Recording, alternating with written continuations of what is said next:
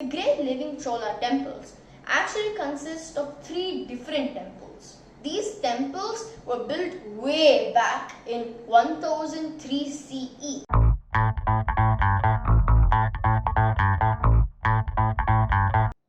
The United Nations Educational, Scientific, Cultural Organization, or the Unesco, will be the topic of today's video. Hi, I am Ajay Prabhakar and you're watching Third Rock Through My Eyes. The Unesco is a subdivision of the United Nations. And if you didn't know what the United Nations are, don't worry, I'm going to tell you. The United Nations are a group of people from the different countries of the world working together to promote world peace and eradicate war. The Unesco is a subdivision of the UN, like I previously mentioned, and is one of the ways that they get world peace through. The UNESCO focuses on educating children about scientific and cultural things. They try to eradicate poverty and children not going to school. They try to stop these kind of things through the UNESCO. 193 out of 196 of the countries in the world have signed up to the UNESCO, which goes to show how important they are. The UNESCO World Heritage Sites are sites across the entire globe marked by the UNESCO due to their extreme cultural and scientific values.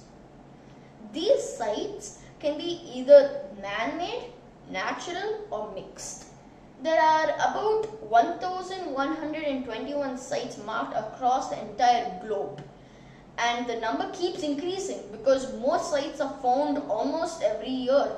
The UNESCO World Heritage Sites are also marked to make sure that they are preserved for future generations to observe. Today, let's look into certain sites across the entire world.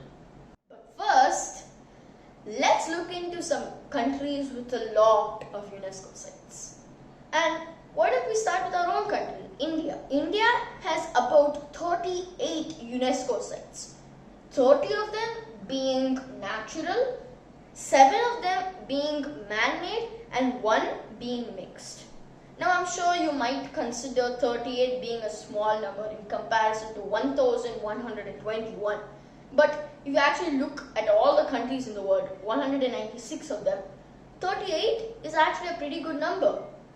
But which country holds the most UNESCO sites in the world?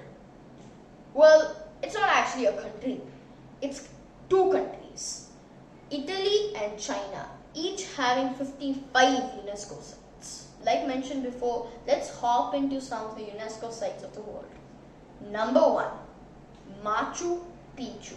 Now, the name does sound comical, but it is actually a place with enormous sculptural value. It is situated in Peru, in the Andes mountain range, at a cool 7,000 feet above sea level.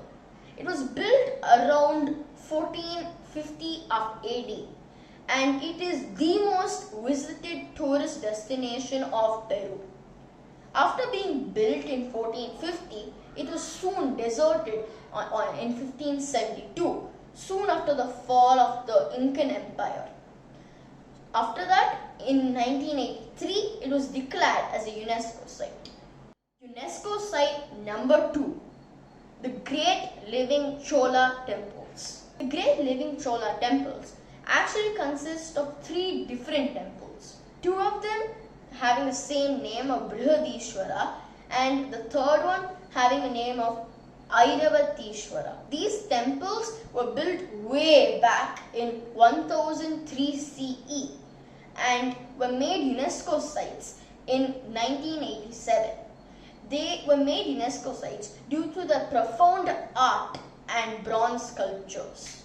UNESCO site number 3, the Galapagos Islands.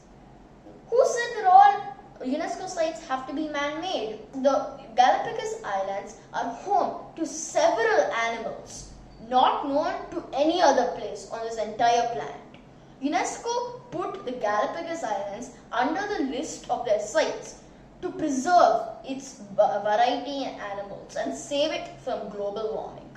Now, I wanted to give some honorable mentions on the different UNESCO sites which I didn't mention about. I wanted to talk about Angkor Wat and the Acropolis of Athens. Angkor Wat, continuing on my UNESCO World Heritage Sites video, is the world's largest religious monument. It is so big that you actually have to take a hot air balloons ride just to see the entire site. And also, it's one of the most humid places on earth, so be sure to take your water bottle. Number 2, the Acropolis of Athens. The Acropolis of Athens is actually the ground which the Pantheon or the house of the gods is situated on.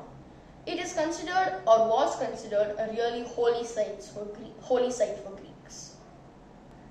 Do you know any sites that hold incredible value and are still not put in the UNESCO list? Well, let me know in the comment section down below. And that's all for now, and this is Ajay Prabhakar signing off.